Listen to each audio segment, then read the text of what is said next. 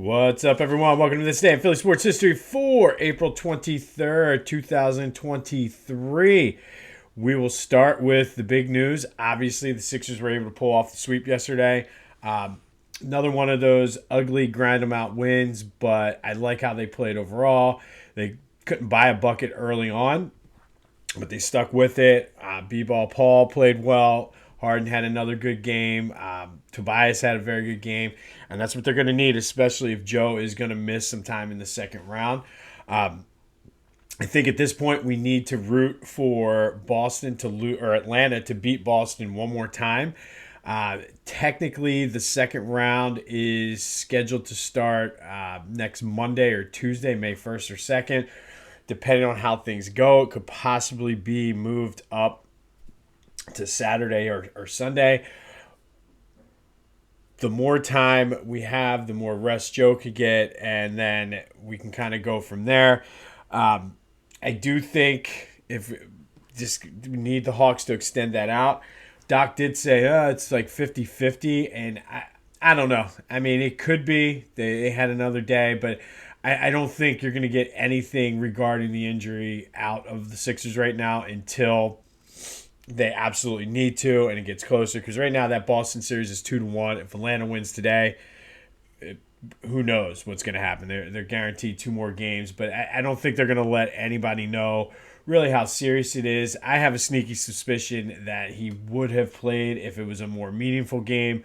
Again, basing this, like I said yesterday, completely off of nothing, just speculating, and just it's one of those things. Have him rest like that. It was so big that they won that game yesterday. Completed the first sweep since the 1985 conference semifinals, and I mean Milwaukee's in trouble. So I mean it's not ideal that he got hurt again on a cheap shot, but it also he has now at least 6 more days to rest, get the treatment, go sleep in a hyperbaric chamber, whatever you need to do to get that knee good, Joe. But I guess we're all Atlanta Hawks fans tonight. All right, Phillies, big win yesterday for them, 4-3. Castellanos had 2 home runs. Pache had another one.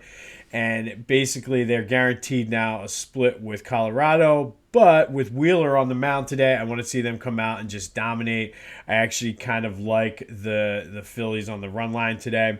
Not necessarily saying you should go bet it, but I'm going to go bet them on the run line myself today.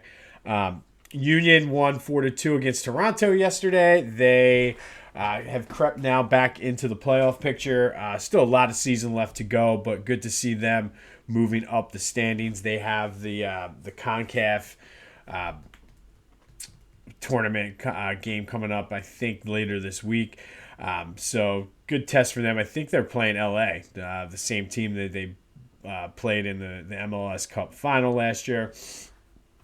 But other than that, no other really big updates. We're praying for Joe to be a quick healer, and for the Hawks to beat the Celtics. But we're going to stick with the Sixers today. We're going to go back to 2019, which is bizarre to me because I feel like it wasn't that long ago watching this series, but at this point, it's like 4 years. A lot has happened since this playoff game. But on this day, the Sixers beat the Nets 122-100 at the Wells Fargo Center in Game 5 of their first round NBA playoff series. Basically, beat them just like they did yesterday. The Nets did steal Game 1 of that series, and then the Sixers won the next 4.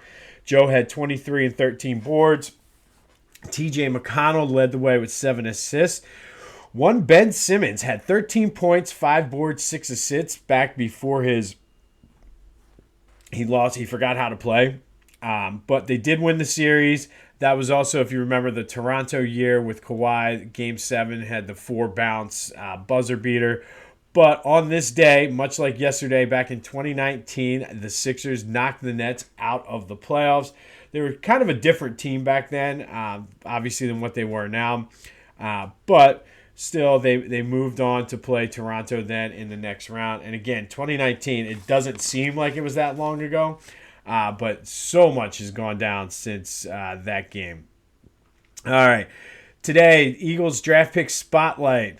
For a lot of you younger people out there listening, you might not remember this, but Mike Quick, he's a Hamlet, North Carolina native. He was the number 20 overall pick in 1982 out of NC State.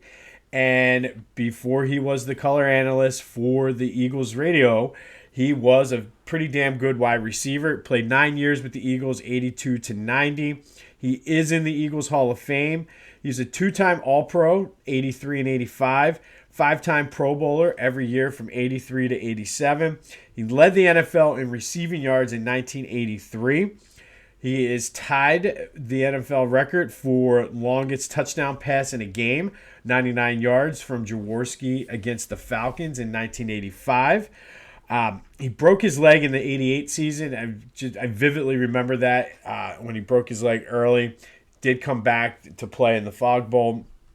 But then just the patella tendonitis really cut short his career and forced him to retire. He did take over the color commentary for the Eagles once Stan Walters left. If you guys remember, listen to the radio back in the late 80s, early 90s with those the Buddy Ryan teams. It was always Merle Reese and Stan Walters. Walters, I believe his wife got a job over in Europe, and that's why he had to step down. But Mike has been there ever since. It definitely was not polished, I guess you could call it, when he first started. A lot of his analyzing was, I agree, Merle. But then, I think over the years, he's definitely worked on it, and I feel like he actually is a really decent color commentator now, and able to really analyze and break down. And I've noticed he's been putting a lot more of like when I played and this, which I think as an analyst, that's what you need to do, like connect to what your experiences are to with what's going on. So before he was a color analyst, Mike Quick was the number 20 overall pick in the 82 draft out of NC State for the Eagles. Pretty solid career that got cut slightly short due to injuries, and probably the best receiver the Eagles have drafted in probably the last 40 years. And at 50 years maybe. It's kind of crazy to think. And we know with the draft coming up, the Eagles have not had a lot of success drafting receivers. But Howie made up for that last year by trading for A.J. Brown. So anxious and looking forward to seeing what he has done. If things go right, should be recording the Back to the Future draft special tomorrow evening. So be on the lookout for that. Rest up, Joe. Sixers swept. They just get to sit back now with their feet up and become root for Trae Young and the Hawks to beat the Celtics another time or two. Phils look for their third straight win today against the Rockies with Wheeler on the mound. I'm liking their options. But this has been This Day in Philly Sports History. I'm Jim Montgomery. Go have yourselves a Sunday. And until next time, I'll see you when I see you.